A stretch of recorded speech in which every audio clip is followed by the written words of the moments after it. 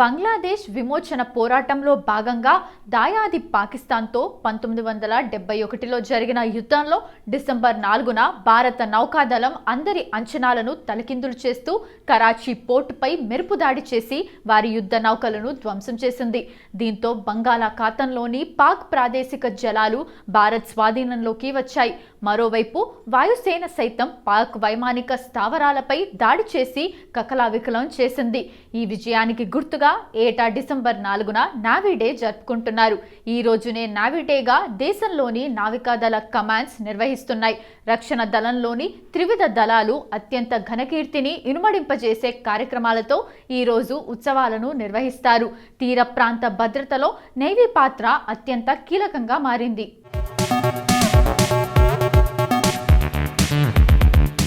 తీర సరిహద్దులను రక్షించటం, అంతర్జాతీయ సంబంధాలను విస్తరింపచేయటం, సంయుక్త సైనిక విన్యాసాల నిర్వహణ, ప్రకృతి విపత్తులు, ఇతర ప్రమాదకర పరిస్థితులను ఎదుర్కోవటానికి మానవతా దృక్పథంతో కూడిన నౌకాదళ సేవలు ముఖ్య పాత్ర పోషిస్తున్నాయి. నావీ డే విజయానికి గుర్తుగా నావీ బ్యాండ్ బృందాల సాంస్కృతిక ఉత్సవాలు కూడా ఏటా ఘనంగా విశాఖ ఆర్కే బీచ్లో నిర్వహిస్తుంటారు. 1971 డిసెంబర్ 4న అందరి అంచనాలను తలకిందులు చేస్తూ భారత నావికాదళం పాకిస్తాన్లోని కరాచీ పోర్టు పైన మెరుపు దాడి చేసింది. 4 యుద్ధ నౌకలను ధ్వంసం చేసి బంగాళాఖాతంలో ప్రాదేశిక ప్రాంతాలను నావీ తన స్వాధీనంలోకి తెచ్చుకుంది. మరోవైపు భారత వైమానిక దళం దాదాపు 4000 యుద్ధ వాహనాలతో పాకిస్తాన్ ఎయిర్ ఫోర్స్ను కలకావికలం చేసింది.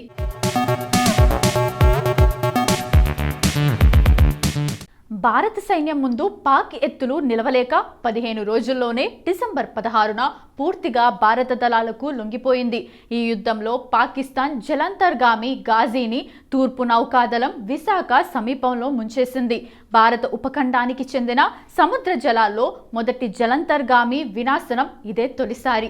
ఆపరేషన్ ట్రైడెంట్ పేరుతో భారత నౌకాదళం చేపట్టిన కరాచీ రేవుపై దాడి విజయవంతమైంది.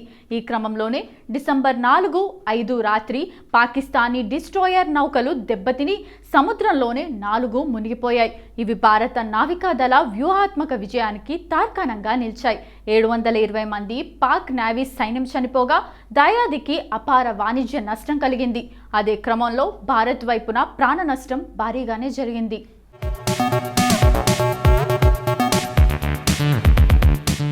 అరేబియా మహాసముద్రంలో భారత్ ఫ్రిగేట్ ఐఎన్ఎస్ కుక్రీని ముంచివేసినప్పుడు 18 మంది అధికారులు, 176 మంది సైనికులు ప్రాణాలు కోల్పోయారు.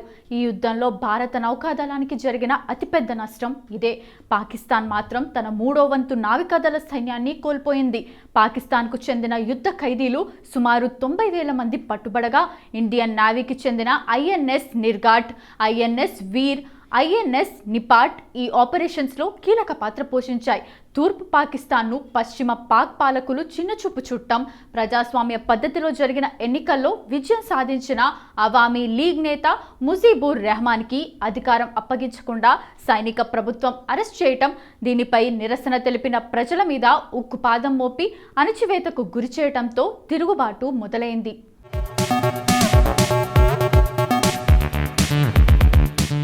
ముక్తివాహిని పేరిట గెరిల్లా పోరాటానికి దిగారు. అప్పుడు సైన్యం తన అరాచకాన్ని మరింత పెంచడంతో వేలాది మంది శరణార్థులుగా భారత్లో ప్రవేశించసాగారు. అప్పటి వరకు ముక్తివాహిని దళాలకు ఆయుధ సహాయం చేస్తూ వచ్చిన భారత్ నేరుగా యుద్ధంలోకి దిగాల్సి వచ్చింది. తూర్పు, పశ్చిమ సరిహద్దుల్లో సైన్యాన్ని మోహరించి యుద్ధంలో పాక్ను చావు దెబ్బకొట్టింది. నాటి ప్రధాని ఇందిరాగాంధీ సైన్యానికి పూర్తి స్వేచ్ఛనివ్వటంతో దాయాదిపై ఏమాత్రం నిలవలేకపోయింది.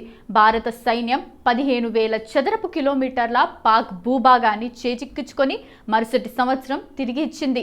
భారత నావికాదళం 2047 నాటికి ఆత్మనిర్భర్గా మారుతుందని ప్రభుత్వం హామీ ఇచ్చిందని navy chief admiral R Harikumar navy day సందర్భంగా మీడియాతో వెల్లడించారు.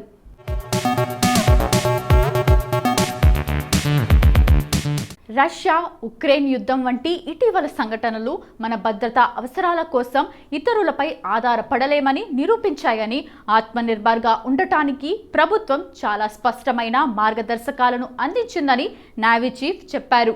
తమ దృష్టి అంతా 2047 నాటికి భారత నావికా దళాన్ని పూర్తిగా ఆత్మనిర్భర్గా మార్చడమే పైనే ఉందని, భారత నావికా దళంలో స్వదేశీకరణను సాధించే ప్రయత్నాలను వివరిస్తూ ఆయన అన్నారు.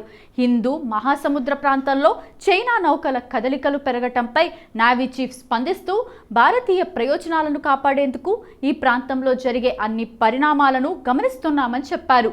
త్రివిధ దళాల్లో నియామకాల కోసం తీసుకొచ్చిన అగ్నిపథ్ పథకం కింద భారత నౌకాదళంలోకి అగ్నివీరులను నియమించారు. వీరిలో మహిళలు ఉన్నట్లు navy chief admiral R Harikumar తెలిపారు.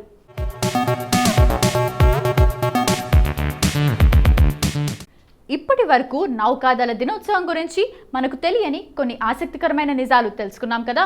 మరి డిసెంబర్ 4వ తేదీన ఒక్కసారి చరిత్రలోకి వెళ్ళి చూస్తే ఎంతో మంది ప్రముఖుల జననాలు జరిగాయి. మరి ఒక్కసారి చరిత్ర పుటల్లోకి వెళ్ళి నేడు జన్మించిన ప్రముఖులు ఎవరో తెలుసుకుందాం రండి.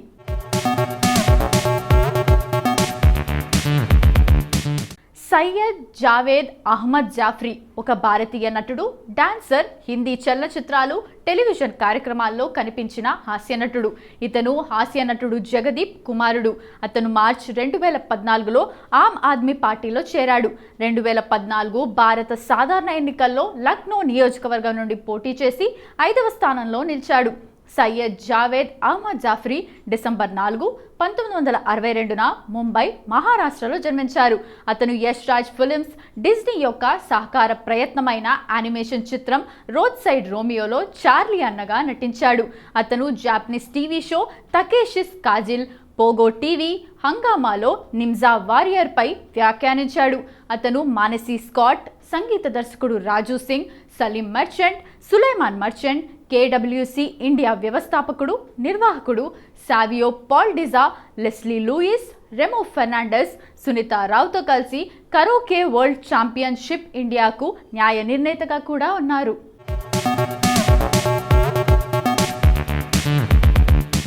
రేణు దేశాయ్ ఒక తెలుగు నటి, model, costume designer. Renu Desai మహారాష్ట్రలోని పూణేలో స్థిరపడ్డ గుజరాతీ కుటుంబంలో 1981 డిసెంబర్ 4న జన్మించింది. ఆమె మొదట మోడల్గా కెరీర్ ప్రారంభించింది. 2000లో పార్థిబన్ హీరోగా తమిళంలో తెరకెక్కిన జేమ్స్ పాండు చిత్రం ద్వారా ఆమె సినిమా రంగ ప్రవేశం చేసింది. అదే సంవత్సరం పూరి జగన్నాథ్ దర్శకత్వంలో రూపొందిన బద్రి చిత్రంలో పవన్ కళ్యాణ్ సరసన నటించింది.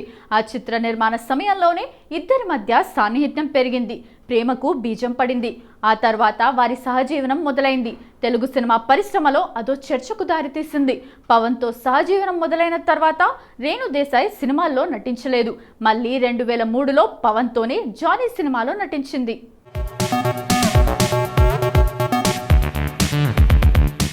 ఇందర్ కుమార్ గుజ్రాల్ 12వ భారతదేశ ప్రధానమంత్రి, దౌత్యవేత్త. అవిభాజిత పంజాబ్లోని జీలం, ప్రస్తుతం పాకిస్తాన్లో ఉన్న దానిలో ఒక గౌరవనీయమైన పంజాబీ ఖత్రీ కుటుంబంలో పుట్టిన గుజ్రాల్ స్వాతంత్ర పోరాటంలో చురుగ్గా పాల్గొని 1942లో క్విట్ ఇండియా ఉద్యమ సమయంలో జైలుకు వెళ్లాడు. ఇందర్ కుమార్ గుజ్రాల్ 1919 డిసెంబర్ 4న అవతార్ నారాయణ్, పుష్ప గుజ్రాల్ దంపతులకు జన్మించాడు.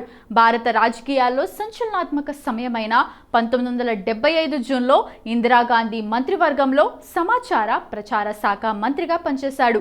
1975 జూన్ 12న అలహాబాద్ ఉన్నత న్యాయస్థానం 1971 ఎన్నికల్లో ఇందిరాగాంధీ చట్ట వ్యతిరేక చర్యలకు పాల్పడ్డారని నిర్ణయించి ఆమె ఎన్నికను రద్దు చేస్తూ తీర్పునిచ్చింది.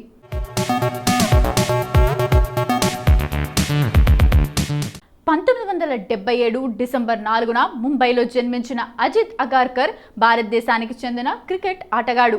ఇతని పూర్తి పేరు అజిత్ బాలచంద్ర అగార్కర్. 1998లో భారత జట్టుకు ఎంపికై 26 టెస్టులు, 191 వన్డేలు, 4 టీ20 ఆటలు ఆడాడు.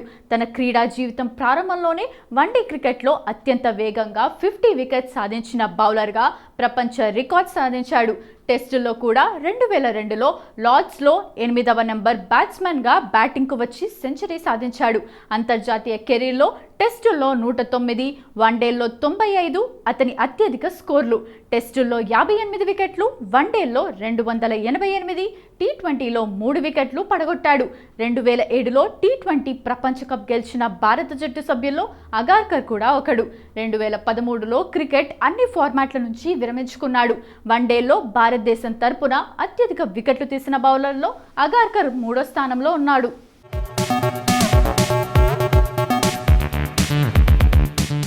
గురీందర్ కౌర్ కైంత్. ఆమె రంగస్థల పేరు మిస్ పూజాగా ప్రసిద్ధి చెందింది. ఆమె భారతీయ గాయని, నటి. ఆమె ప్రధానంగా భాంగ్రా, పాప్, జానపద కళా ప్రక్రియల్లో పంజాబీ పాటలను పాడారు. మిస్ పూజా పంజాబీలోని రాజ్పురాలో ఇంద్రపాల్ కైంత్, సరోజ్ దేవి దంపతులకు డిసెంబర్ 4, 1980న జన్మించింది. 2006లో మిస్ పూజా యుగల గీతం జాంటన్ పియారీ విడుదలతో తన వృత్తి జీవితాన్ని ప్రారంభించింది. ఆమె Punjabi singing reality show voice of పంజాబ్లో న్యాయ నిర్ణేతగా పనిచేసింది. సంగీత పరిశ్రమలో ఆమె ప్రయాణం 2006లో ఆమె తొలి యుగల గీతం జాంటన్ పియారీతో ప్రారంభమైంది. మరింత పురోగమిస్తూ 2009లో ఆమె తన మొదటి సోలో ఆల్బమ్ రొమాంటిక్ జాట్ను విడుదల చేసింది. ఇందులో కెనడాలోని టొరంటోలో చిత్రీకరించిన ఆమె పాట దో 9 కోసం మ్యూజిక్ వీడియోను కలిగి ఉంది.